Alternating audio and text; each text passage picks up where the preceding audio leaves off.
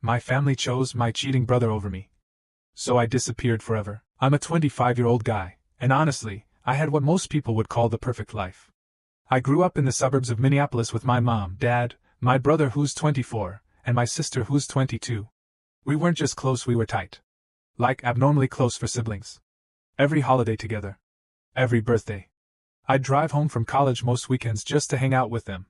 We did family game nights. We went on vacations together. We were that family that everyone else was jealous of. All three of us kids went to the University of Minnesota. We'd meet up for lunch between classes. My brother and I would go to bars together on weekends. My sister would come to me for advice about everything. I genuinely thought I had the best family in the world. During my sophomore year of college, I met Stacy. She was 24, beautiful, smart, funny, everything I'd ever wanted. We started dating, and honestly, it felt like a fairy tale. My family loved her. My mom would invite her to family dinners even when I couldn't make it. My dad would joke about when I was finally going to propose. My brother and sister treated her like she was already part of the family. We dated all through college and after graduation. 4 amazing years together. Last December, I finally did it. I proposed to her at Christmas dinner in front of my whole family. She said yes. Everyone cried. My mom was already planning the wedding. My sister asked to be a bridesmaid. My brother joked about giving an embarrassing best man speech. We were planning to get married the following summer and spend the rest of our lives in Minnesota. I'd found a great job. Stacy had her career. We had an apartment together. Everything was perfect. But then April happened. I came home from work early one day. I'd forgotten my laptop and needed it for a meeting. I walked into our apartment and I heard sounds coming from the bedroom. My heart dropped. I opened the bedroom door, and there they were. My brother. In bed. With my fiancée. For a second, I couldn't even process what I was seeing. My brain just stopped working. Then I freaked out. I started yelling. They both scrambled to cover themselves. Stacy was crying, saying, "It's not what it looks like." I didn't even wait to hear the explanation. I just left. I drove around for hours. Just driving. Trying to make sense of what I'd just seen. When I finally came back, I told Stacy to get out. Pack her stuff and get out of our apartment. She tried to talk to me, but I couldn't even look at her. A few days later, she came back to get the rest of her things. That's when she dropped the bomb. She said she had fallen in love with my brother. Not just a one-time mistake. She'd been falling for him for years. She said she was sorry, but that's where her heart was. Years. She'd been with me for 4 years while falling in love with my brother. I blocked her immediately. I blocked my brother on everything. Phone, social media, everything. I told my parents what happened. I told my sister. I told everyone. And you know what? At first, they took my side. My mom cried. My dad was furious with my brother. My sister called him a piece of trash. They banned him from family events. Thanksgiving was coming up, and they said he wasn't welcome. Christmas? Not invited. For the first time in weeks, I felt like maybe I could heal. Like maybe I still had my family even if I'd lost my fiancé and my brother. I threw myself into work. Tried to keep busy. Tried not to think about it. Then in early November, my boss pulled me into his office. He said he had a proposition for me. Our Chicago office was kind of a mess, and the company wanted someone from headquarters to go down there and take over. He was offering me the position. I couldn't believe it. A promotion. A fresh start. A chance to leave Minnesota and all the memories behind. I said yes immediately. The plan was to move after Christmas. I'd tell my family at Thanksgiving, spend one last Christmas with them, and then start my new life in Chicago in January. It felt like things were finally looking up. But of course, my ex and brother had to stick the knife in one last time. Thanksgiving came.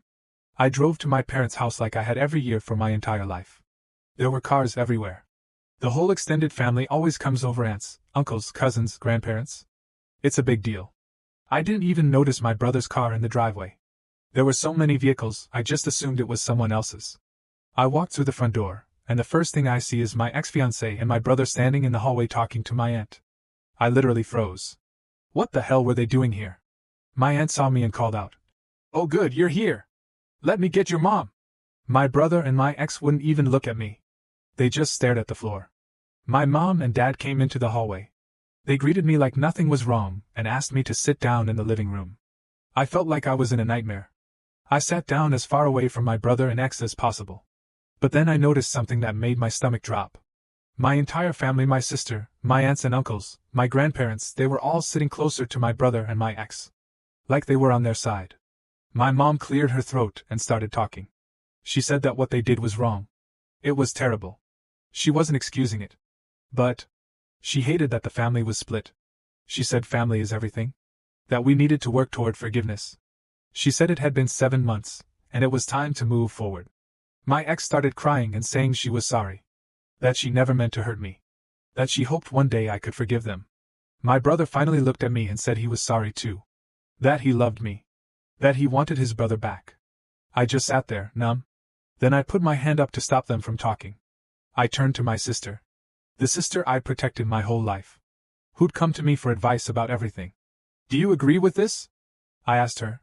She had tears in her eyes. But she nodded. I felt like I'd been punched in the stomach. I turned to my dad. Do you agree? He said yes pretty firmly. Like he'd already made up his mind. That's when it hit me. I was alone. My entire family had chosen my brother and my ex-fiancée over me. The person who got cheated on. The person who got betrayed. And they were the ones getting support. I stood up without saying a word. My mom started saying, "Wait, where are you going? We haven't even eaten yet." I walked straight to the front door. People were calling after me. My grandma. My aunt. Even my sister. But I didn't stop. I didn't turn around. I just walked out. I got in my car and drove. I ended up at a McDonald's parking lot. I sat there and ate probably the saddest Thanksgiving meal of my life. A Big Mac and fries while my family ate turkey and acted like everything was fine. I sat in that parking lot for hours, just thinking. And that's when I decided. I was cutting them all off. Every single one of them. I had plenty of money saved. I had a new job waiting for me in Chicago. I didn't need them anymore. And clearly, they'd already chosen who they wanted in the family. And it wasn't me. So here's what I did. First, I blocked every single family member on my phone. Mom, dad, brother, sister, aunts, uncles, cousins. Everyone. But there was a problem. I was still on my parents' phone plan. Which meant they could see my number, track my phone, all of it. So the next week, I went to a phone store. Turned in my phone. Got a completely new phone on my own plan. Yeah, my bill doubled. But it was worth it to have a number they didn't know. Then I blocked them all on social media. Facebook, Instagram, Twitter, everything. I called my boss and told him I wanted to move to Chicago early. Like, immediately. He was surprised but said okay. I contacted the landlord of the apartment I'd been planning to rent in January. Asked if I could move in early. He said yes. So on December 15th, 10 days before Christmas, I packed up my entire life and moved to Chicago. I didn't tell my family. I didn't say goodbye. I just left. I told a few close friends what I was doing. People who weren't connected to my family. They understood. But apparently, word got out somehow. Because last night, I got an Instagram DM. It was from an account I didn't recognize. Brand new profile. No posts. No followers. But I knew it was my mom. The message said, "Why would you move without telling us? The family misses you. We love you. You still need to make time for Christmas. Please talk to us." I stared at that message for a long time. Part of me wanted to respond. To explain. To make them understand how much they hurt me. But then I remembered Thanksgiving. I remembered sitting in that living room, alone, while my entire family sided with the people who betrayed me. So you know what I wrote back? "You only have one son now. I'm no longer family." Then I blocked the new account and locked down all my social media so only friends could message me.